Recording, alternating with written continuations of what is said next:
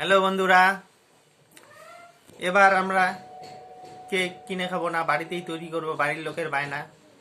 ঠিক আছে, তৈরি করব। কি কি লাগবে সব কিছু লিস্ট করে বাজারে গেলাম, সব কিছু নিয়ে আসলাম। নিয়ে এসে কিভাবে বানাতে হচ্ছে ঠিক একটা জানা ছিল না।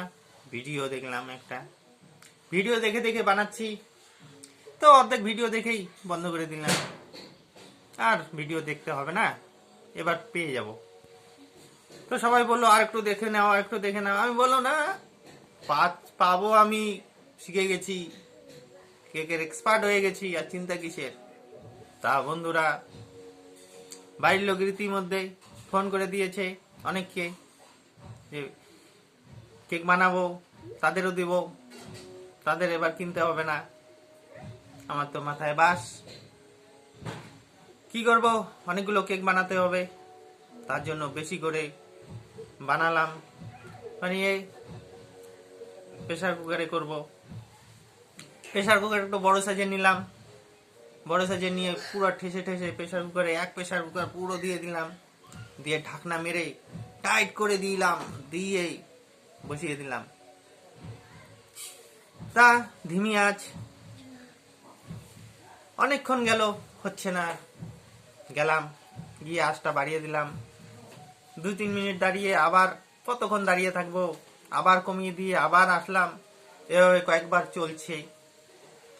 লাস্টে কি হলো, 1.5 ঘন্টা খানিক হয়ে গেছে, কেক হচ্ছে না, গন্ধও বেরোচ্ছে না। গিয়ে আঁচটাকে জোরে করে আমি এসে গেছি, হোক, পরে গিয়ে নামাবো। বন্ধুরা কি বলবো,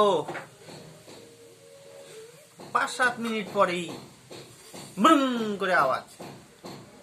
সবাই হুড়মুড় করে দৌড়ালাম, দৌড়ে গেলাম, দেখি প্রেসার কুকারটা টিম হয়ে গেছে, ঢাকনাটা নেই।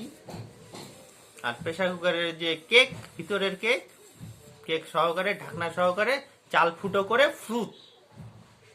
তা বাইরে গেছে নিশ্চয়ই, সবাই মিলে বাইরে গেলাম, খোঁজাখুঁজি, এদিক ওদিক দেখলাম, পাচ্ছি না পাচ্ছি না পাচ্ছি না, অনেকক্ষণ খুঁজলাম। খোঁজাখুঁজি করে একটু জঙ্গলের ভিতরে প্রেসার কুকারের ঢাকনিটা পেলাম।